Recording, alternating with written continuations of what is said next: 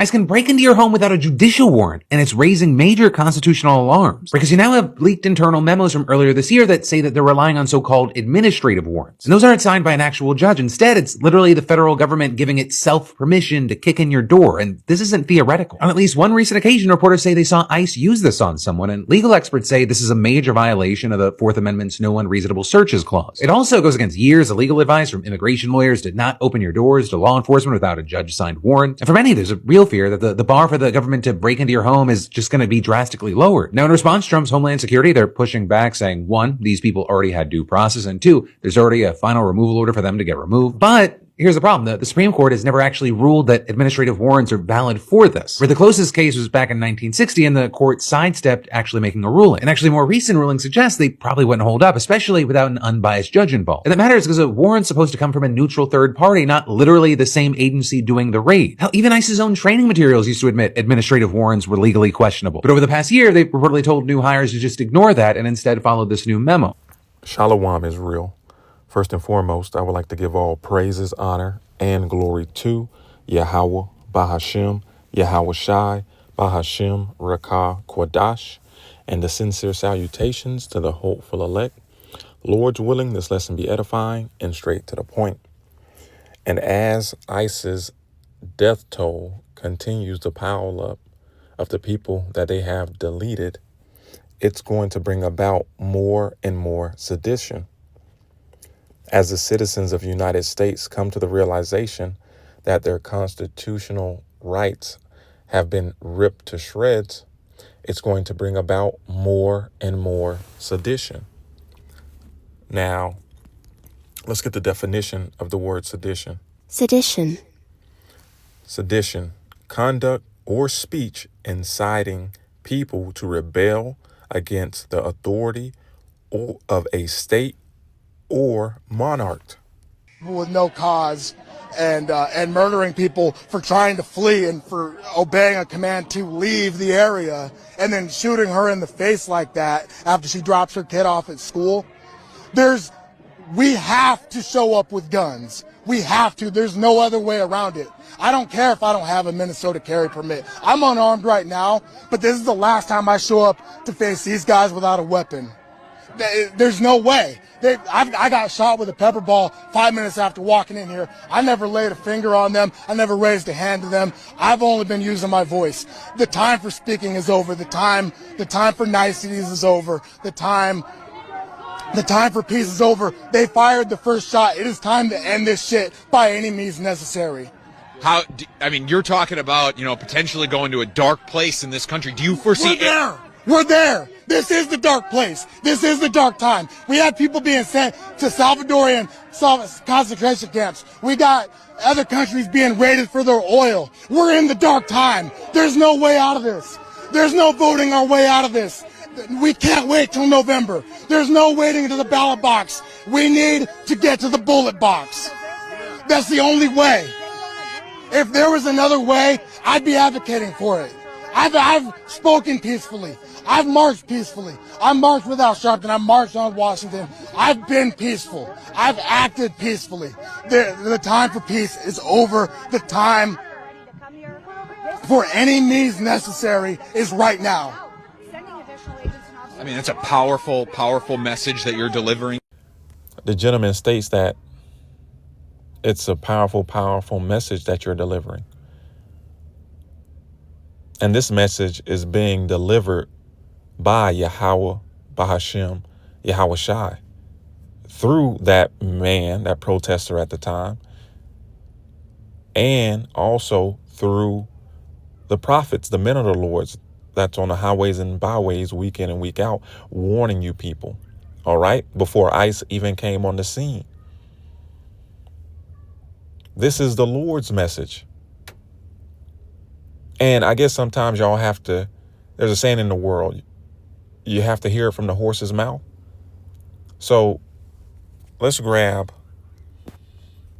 Matthew chapter 10 and verse 34 in the New King James Version. Notice that the blue letter entitled this section, Christ brings division. So Matthew 10 and 34. And this is Yahweh Shah HaMashiach speaking, who you people ignorantly call Jesus Christ, who is a so-called black man from the tribe of Judah. Do not think that I came to bring peace on earth. I did not come to bring peace, but a sword. For I have come to set man against his father, and daughter against her mother, and a daughter-in-law against her mother-in-law. A man's enemies will be those of his own household. Division, sedition, civil war, chaos, turmoil. Ultimately, many miseries is prepared for this place. I'm going to read a little bit of this article from American Immigration Council. It reads, ICE secret policy to forcibly enter homes without a judicial warrant threatens all Americans. Two whistleblowers recently revealed a secret U.S. immigration and customs enforcement policy permitting agents to forcibly enter the homes of certain non-citizens without a judicial warrant. According to the memo issued in May 2025, ICE now believes it can enter homes with just an administrative warrant. The memo is contrary to decades of agencies' policies and practice, and even their current written training materials. All right, we're living in unprecedented times. And if you remember the gentleman in the beginning of the clip that I played, ICE is telling new hires to ignore American citizens' constitutional rights and follow the memo. Okay? Now, as citizens continue to see their Bill of Rights be ripped to shreds, which the Bill of Rights are the first 10 of the 27 amendments, if I'm not mistaken, in your Constitution. It's been a while since high school. Who's going to get upset? These red-blooded patriots, man, whose ancestors and them have bled and fought for these constitutional rights.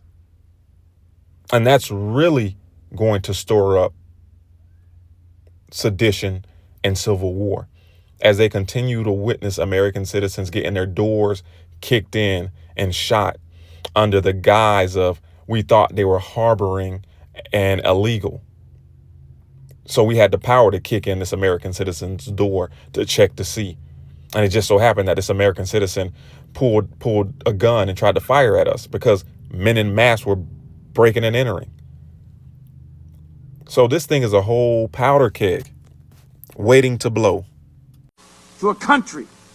We don't take an oath to a tribe. We don't take an oath to a religion. We don't take an oath to a king or a queen or to a tyrant or a dictator. And we don't take an oath to a wannabe dictator.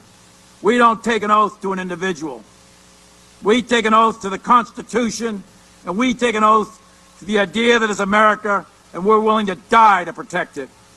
Every soldier, sailor, airman, Marine, Guardian, and Coast Guardsman, each of us commits our very life to protect and defend that document, regardless of personal price.